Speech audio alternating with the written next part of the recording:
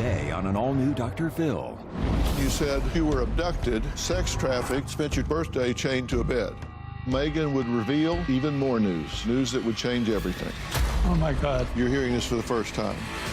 Hear me, you have absolutely zero responsibility for that. Zero, zero, zero. You have 100% accountability for what you do about it now. Today's going to be a changing day in your life. You've never had anybody working harder to bring you to the threshold of change than right now.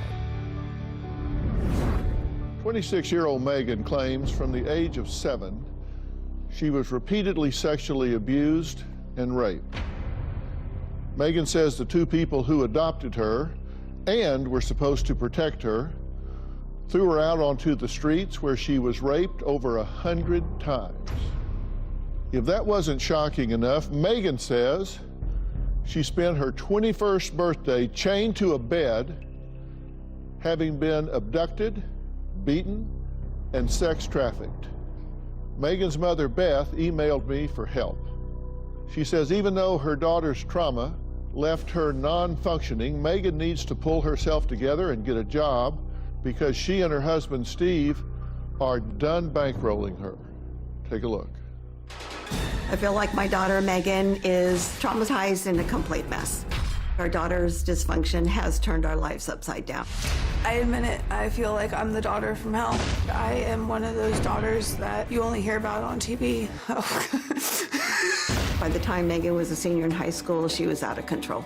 I was very promiscuous. She ran away 6 times. She would go away for a week at a time or a couple days, and at one time it was several weeks. When Megan was 18, we had to kick her out. She wasn't following the rules.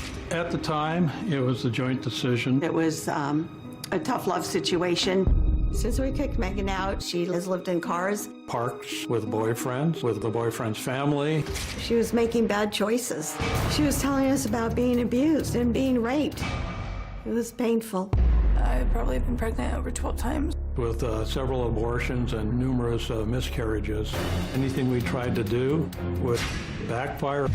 At one point, we even bought a condo for her. That quickly fell apart.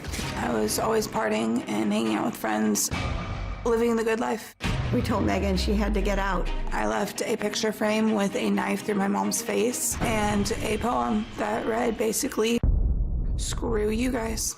Several years ago, Megan vanished, and we didn't know where she was for a couple of months. I was abducted and sex trafficked. I was drugged and abused. They would inject me with uppers when the Johns were coming, handcuff me to a bed on my 21st birthday. They wanted to make sure I didn't run away. We got a call from Megan asking if we would pick her up. What went through our minds was, here we go again. Well, just days ago, Megan would reveal even more news. News that would change everything. To say the least, we thought we'd seen it all. How could things get any worse? A few days ago, Megan broke the news that she's 5 months pregnant. My mom, she walked away. She wouldn't hug me. She wouldn't talk to me. And she just blurted out that she was done. Megan insists she's keeping this baby. Given what she's been through, I don't believe she's ready to be a mother in any way, shape, or form. I'm in shock. I'm just scared to death for her. Okay. You made a comment that you didn't see how this could get any worse, and then it got worse. Yes, and it always gets worse. We never know what to expect from one day to the next. Right. So now she's 5 months pregnant. And what's your relationship with her now? You have a different relationship with her than you do, correct? Yes, that's correct. So you're not on the same level of communication and exchange with her. You're more confrontive with her. Very much so, yes. Okay. And I get angry quickly, and then the relationship explodes, and I won't talk to her for a couple of months or a couple of weeks at a time. All right. But you keep the communications open.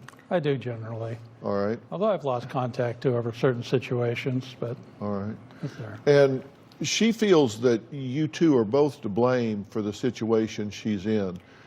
Has she expressed that to you, and what's her rationale as you understand it? Why is this your problem? Well, that's the first time I'm hearing this one. Same here. I haven't heard her I express haven't heard her that. say that because she's always, I thought, thankful for what we've tried to help her do. I mean, we'd like her to, you know, grow up and be 26 and act 26 and be responsible. She says you've kicked her out. Right. And she says that putting her on the street has led to her being abused and sexually abused and her life going down the gutter and all of these things, and that if you didn't want her, why did you adopt her? I mean, that's basically what she's saying to us. Why did you adopt her? We wanted a family from day one. When you adopted Megan, she was how old? 4 months old. Okay, and what did you know about her at the time? Oh, that's so cute. We found out that her birth mother had been on drugs, and we didn't know that when we were put in contact with the birth mother, asking us if we wanted to adopt her. Okay, and was she on drugs while she was pregnant with the child? Yes. Okay, and Yes. you knew that? It was and crack? I knew that, yes. Yeah, for the Okay. first trimester, she said. After that, no. Okay, and when you heard that, did it cause you concern about what Very it might have alarming. done to her neurologically or otherwise? Very alarming, yes. We came home and I called several doctors and they said, you have no guarantees if you have your own children, whether they're going to be healthy or not. So we decided to do it. And along the way, did she hit the developmental benchmarks the way a child would be expected to in No. terms of reading, learning, all of that? Or No. was she behind the curve? Yeah, she was always behind the curve, but always been able to pass to the next grade. The teachers always wanted her to go to the next grade. Okay. It was at age 3 when things started being really difficult. The teacher came to us and said, you need to go see a doctor about Megan's behavior in the classroom.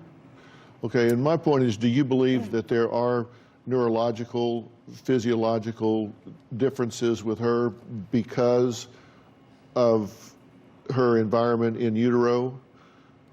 Oh, yes. Or do you think this is all just psychological rebellion? No, no. So I you think believe some of it this is affected neurological? whatever she was diagnosed with ADHD and how she interacted with people, how people interacted with her, her ability to make friends, her ability to keep friends. I think it just, I can't say destroyed, but I think it definitely affected her personality. So through this school isn't years. just all her making bad choices. Some of this No. is involuntary on her I part, think you so. believe? I really believe that, yes. Okay. All right. And you say when she was a teen, then she became promiscuous. Right, and I did not know that. Megan says that you were verbally and physically abusive to her when she was a child. Verbally, yes. Physically, I remember lots of times, you know, grabbing her by the arm just to get her attention. And when I found out in senior year of high school that she was running away from swim team, and yes, I have grabbed her. Somebody has actually filed a CPS report against us. And I asked the sheriff, well, how do you control your child? And he said, well, you can touch them, just don't leave marks. Well, she said you hit her with belts, hangers, and a vacuum.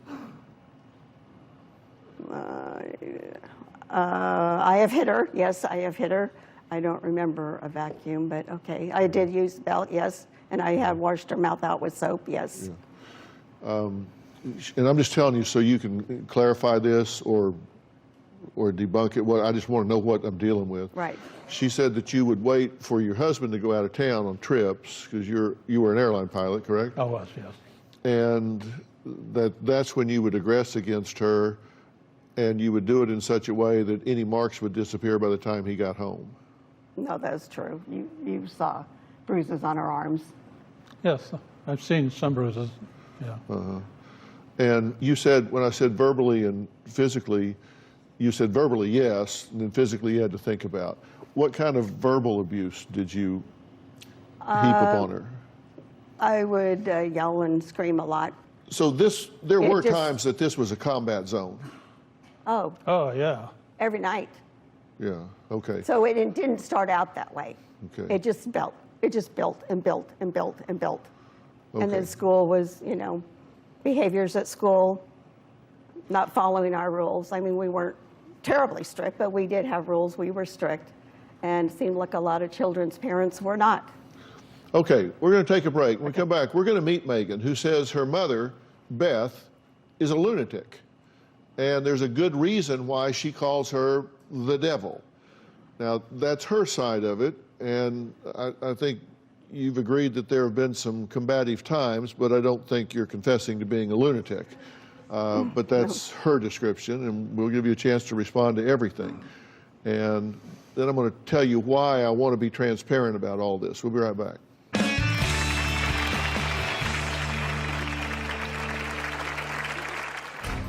If you ask me, my mom has failed me since day one. Growing up with my parents, my mom was very abusive. When I told my parents I was pregnant, they just kind of stared at me. I know I'm going to be a really good mother to my child, that I will never do anything that my mom did to me.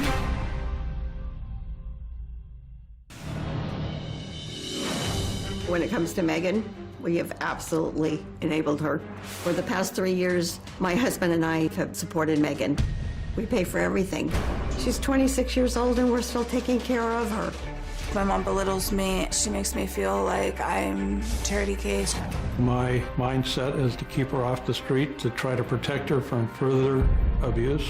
I'm a firm believer in tough love. I feel like when mom and dad are paying her expenses, she doesn't have to go get the job to pay the bills.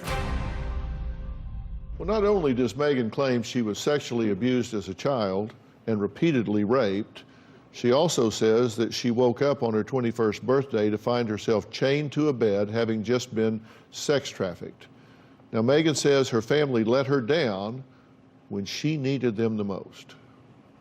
I feel like I've been through hell. If you ask me, my mom has failed me since day one. If I had to rate my mom, she wouldn't even be on the scale. Growing up with my parents, my mom was very abusive. My mom would call me multiple names. One of her favorites was retard. My mom would hit, kick. My dad was an airline pilot and he'd be gone for sometimes a week. My mom would take advantage of my dad's traveling times and she would be very abusive right when he left. So by the time he came back, everything was healed. When it comes to my dad, he has one of the biggest hearts you'll ever know. It upsets me that he doesn't take sides sometimes. There's sometimes where he just sits in the middle. When I found out I was pregnant this time, I was extremely happy. When I told my parents I was pregnant, they just kind of stared at me. I will not be a babysitter on a regular basis. I'm not going to give up our travel plans. No doubt about it, I'm keeping this child. I have everything that this baby needs already. I already have the crib. I have the car seat. All I literally need is a stroller and a baby bag. I know I'm gonna be a really good mother to my child, but I will never do anything that my mom did to me to this child. Why would you adopt me if you were going to treat me like this? I love you guys. Love you too. Okay, now, I just want to say something before we start to all three of you, and you since you've just walked out. My number one priority is this unborn child. Right. What kind of world this unborn child is going to come into? What kind of family dynamic this unborn child is going to come into? You said your mother is a lunatic. Is that really your position? You believe this woman is a lunatic? I believe at moments, yeah. You do fly off the handle. I do call you the devil. That is how I feel, because someone who can know that their daughter has neurological issues or issues in school and still puts her out on the street, that's hard on me, okay? As well as knowing what I've been through and still throwing me out on the street, that's hard on me. Here's what you told us when we did a very thorough interview with you. Yes. As we did with y'all. You said from 5 to 17, Right. physically and emotionally abused by your mother, called, quote, retard, kicked, hit in the face, hair pulled, hit with a vacuum. All this happened between the ages of 5 and 17. Correct, sir. Well, I don't remember hitting you in the face, but I did grab you by the arms quite a few May I times. interject and say, washing my mouth out with soap? Yeah, my mom washed my mouth out with soap too. But so we maybe, would wrestle in the bathroom for quite some time before the soap actually got in the mouth. Oh, You were strong. So were you. Do you all agree? I didn't know anything about it until I kept it a secret. I definitely kept it a secret. Oh my God. You're hearing I- this for the first time.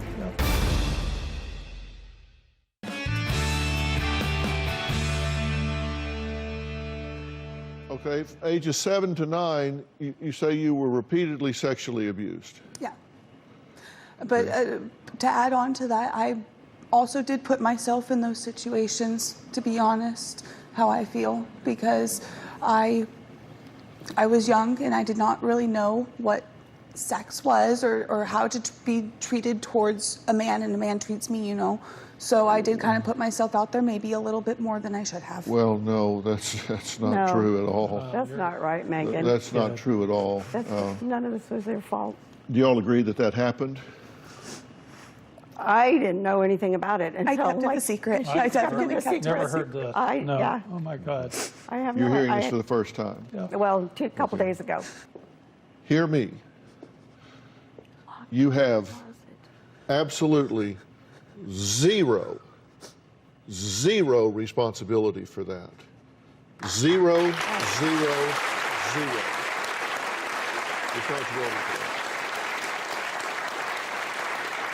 It's not about putting yourself out there too much or whatever. You're a child. You have zero responsibility for what happened to you as a child. You have 100% accountability for what you do about it now. Yes, I want to get better. All right. Age 17 to 18, you say you were drugged and raped 100 times. Yes, sir. And how did this happen? I would like to say what I said before and say that I put myself out there, but you're telling me that that's not that's not my fault. I've gotten angry with her because I said it wasn't what happened to her, and what happened to her wasn't her fault at all. It's just the choice she made to get to that point. Can I interject? That's You have told me it was my fault. no, I have not, Megan. You have told me that because of the way I've acted and because of the things that I have worn. No, I That- don't agree with that. Okay. I did. But whatever she disagree perceived too. you have said before, you don't say that now. No, I don't say that now, and I don't believe that either. It was not her fault what happened to her. This was with older men. Yes, usually older men. And then age 20 to 21, you said that you were abducted, sex trafficked, and spent your 21st birthday chained to a bed. And you were abducted off the street? Yeah, I asked for a stupid cigarette. I was trying to bum a cigarette off someone. In a car. Yeah, You walked up to a car yeah, and asked, for a cigarette. And I took a couple puffs of the cigarette, and next thing I knew, I was waking up in a hotel room with this outfit on and told to go policemen. someone grabbed you and pulled you into the car? Honestly, it started to be a blur after the second or third puff of the cigarette. So you think there was something in it? Yes, I'm very positive. Oh, I never heard that. Okay. You think it was laced with something? Yes. And you were held for how long? It felt like months, but I think It was- we said it was 3 months. No. No, It was like Two. 2 months. 2 months. Okay, and And we got the call. She said, "Will you come and get me?" And I there's- begged you. I begged you guys Yeah, to we come had and a pick me up. discussion whether we were coming to pick you up, whether we were going to help you okay, once how, again. how did you get It was free? like a 30-minute conversation. They beat me up and left me in the hotel room. And a maid found me the next morning and brought me down to the front desk and said, "Who can we call?" And that's when I called my parents and had to beg them for a good 30 minutes before you guys said that you would even come. Exactly. And then after I told you And what was had she happened- beaten when you found her? Yes, and she had a concussion. Yes, we took her to the emergency a couple days later because her head was hurting so bad. And she had been beaten. Yes. Yes. Yes. She had contusions on her face. My face was all lumpy. Yeah. Well, Steve says his worst fear became a reality when his daughter Megan accused him of sexually molesting her. We'll talk about that when we come back.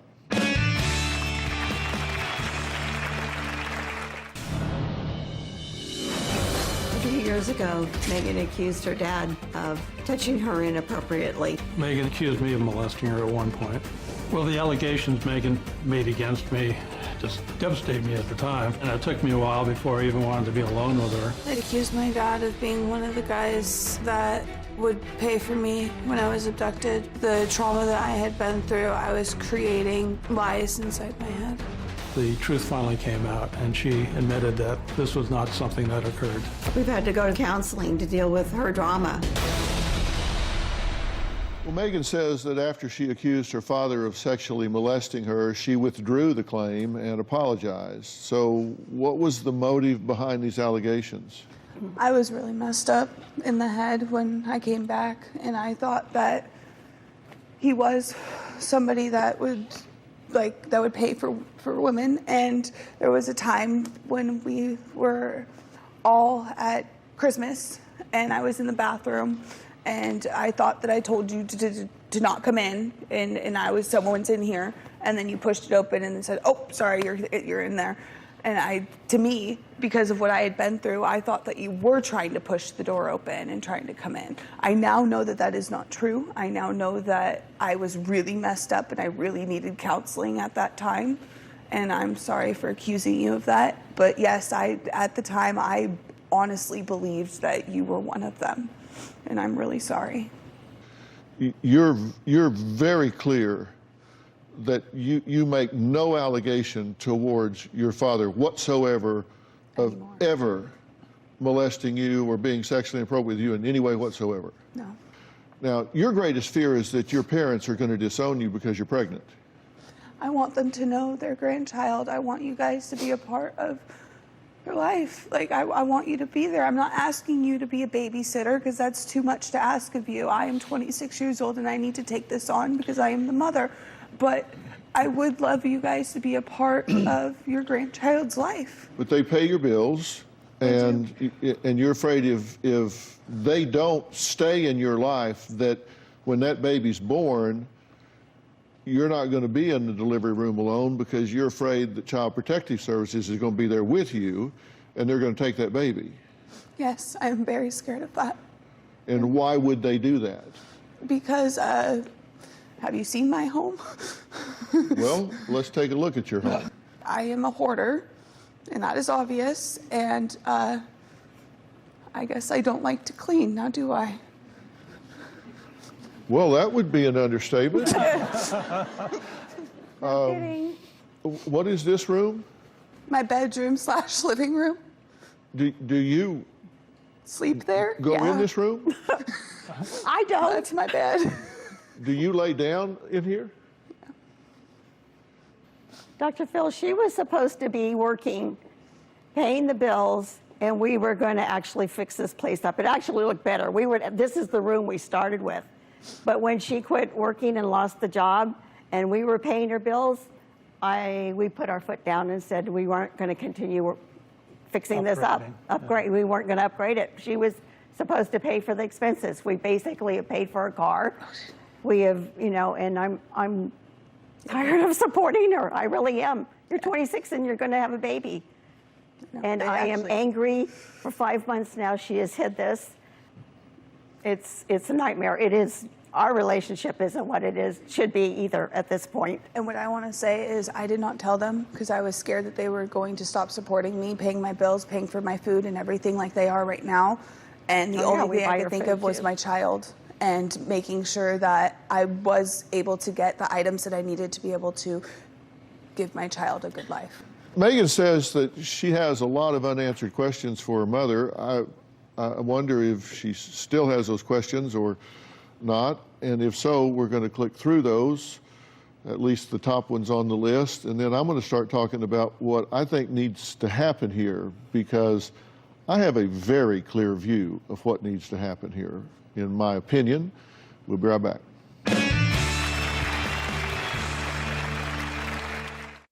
Closed captioning provided by... When it comes down to it, I've never felt love. I've never felt wanted. I have a few questions for my parents. Why would you put anyone through this if you weren't going to give it your all?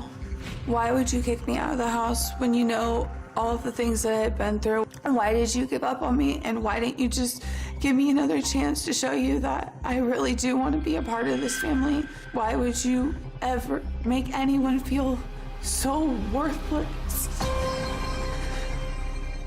Well, Megan says she has no idea why her parents adopted her in the first place.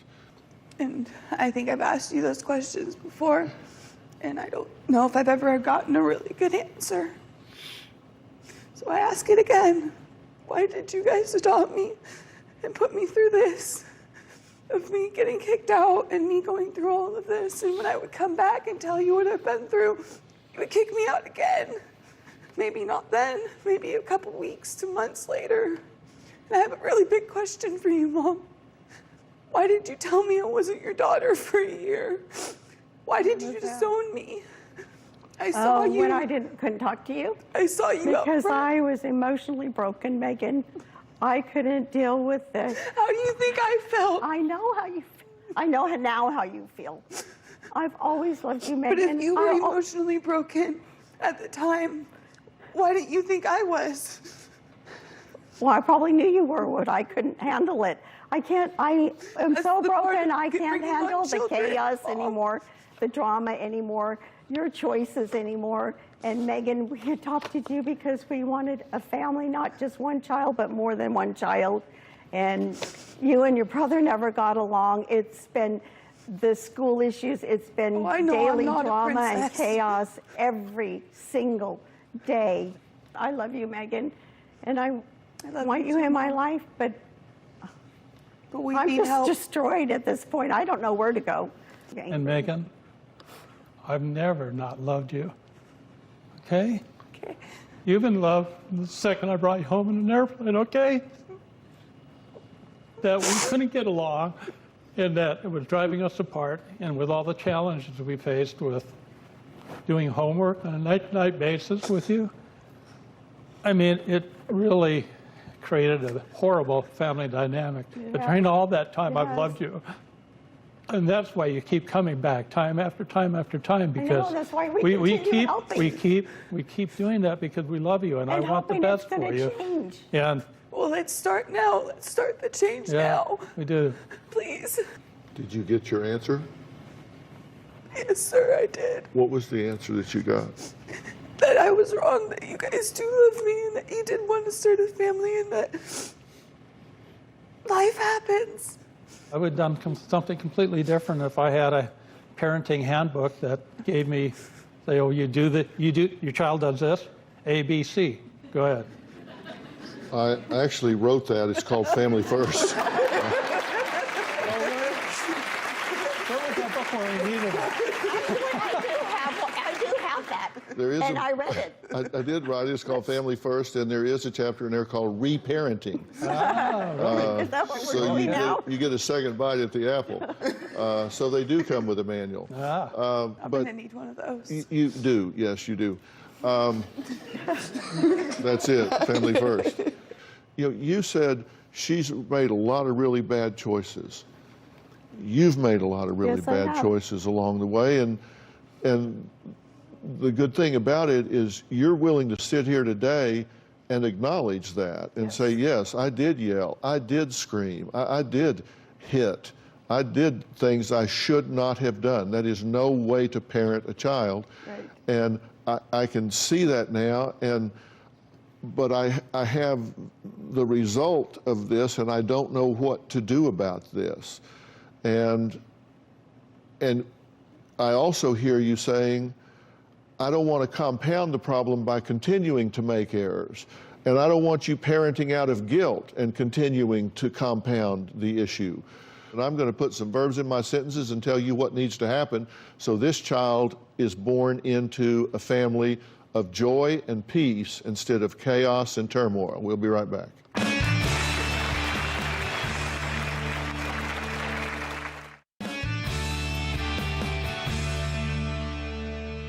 Okay, let me have the floor here for a few minutes because I'm going to tell you what I think needs to happen here, and I'm going to tell you how I'm prepared to help you do it. Now, first off, let me be real clear. The goal here is for this baby to be a joy in everyone's life, not a burden.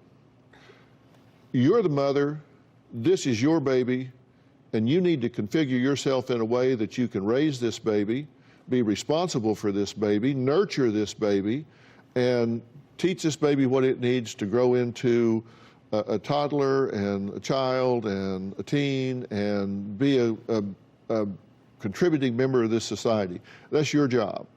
And to do that, you need to get your ducks in a row. And they're scattered to hell right now, so we need to get them lined up. And that's not going to be easy, but it's doable.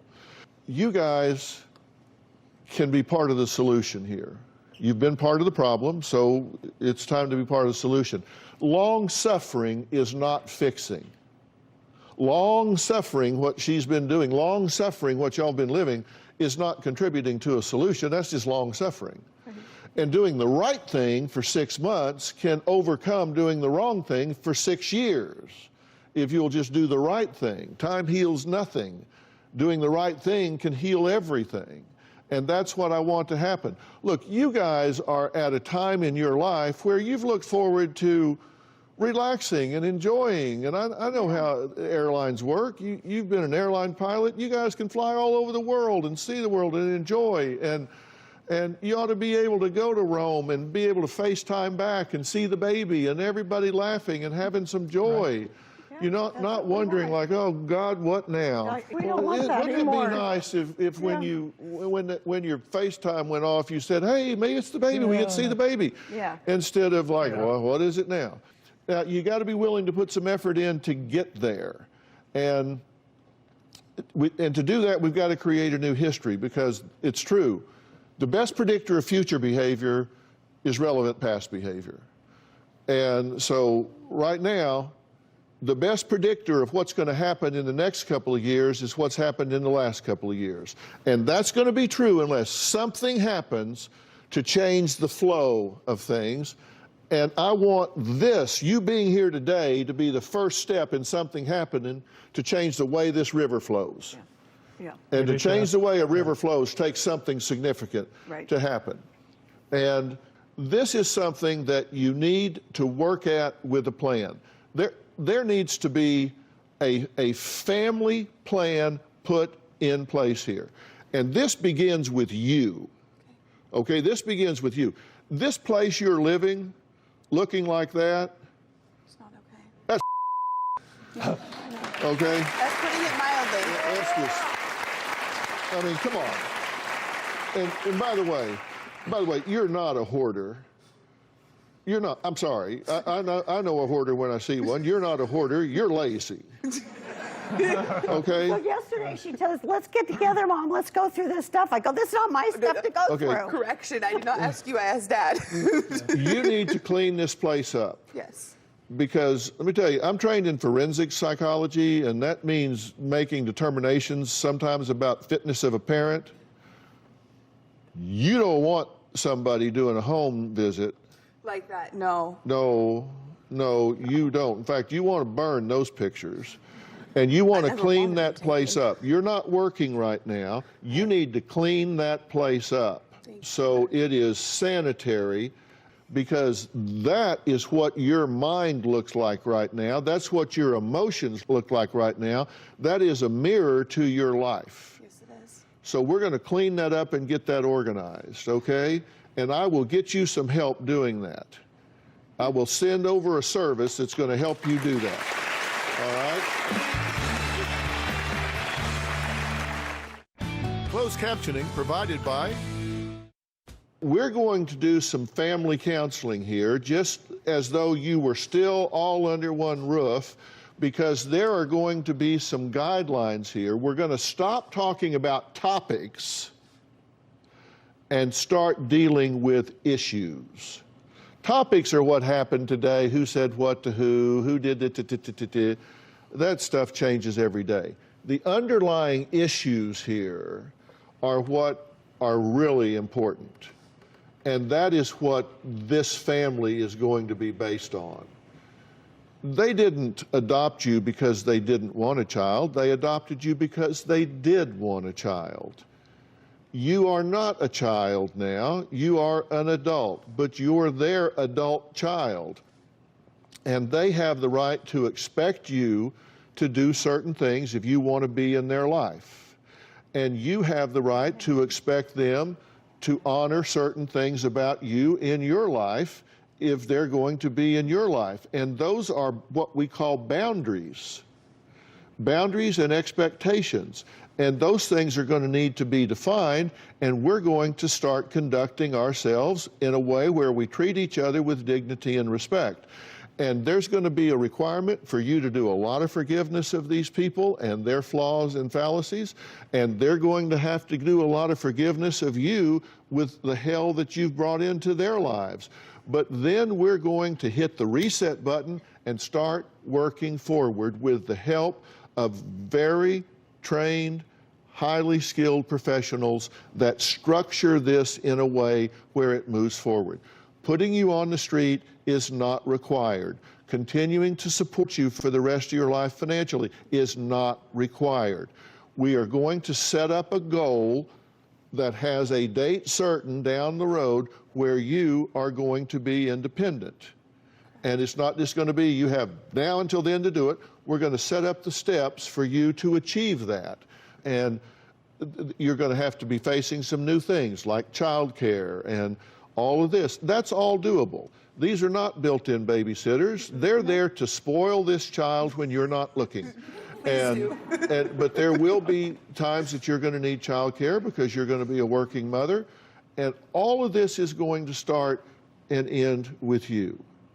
And that's going to be with you learning to respect yourself and value yourself so you don't let people treat you in a way that puts you at risk.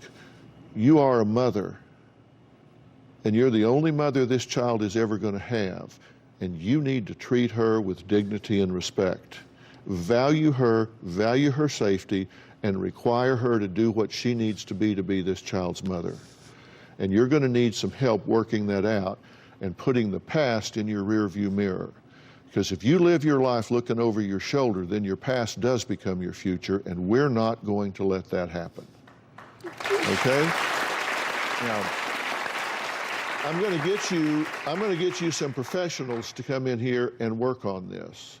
Now, first thing we're going to do is get this pigsty cleaned up so you have a place to live. But who pays for that? We do? Who pays for what? To clean up this place now? He said he was I'll do offering it. to help. You're offering. Oh, but I mean, here's a place with no walls. I got that part. I'm just going, there's the place with no walls. I want to thank two of my guests today. And a special thank you to Sacramento professional organizers who have agreed to clear Megan's home, and to the Maids of Folsom for agreeing to do the necessary cleaning. You can follow me on Facebook, Instagram, and Twitter. Also, don't forget you can subscribe to my podcast called Fill in the Blanks. It's free. Just hit subscribe and see what I'm doing there. We'll see you next time.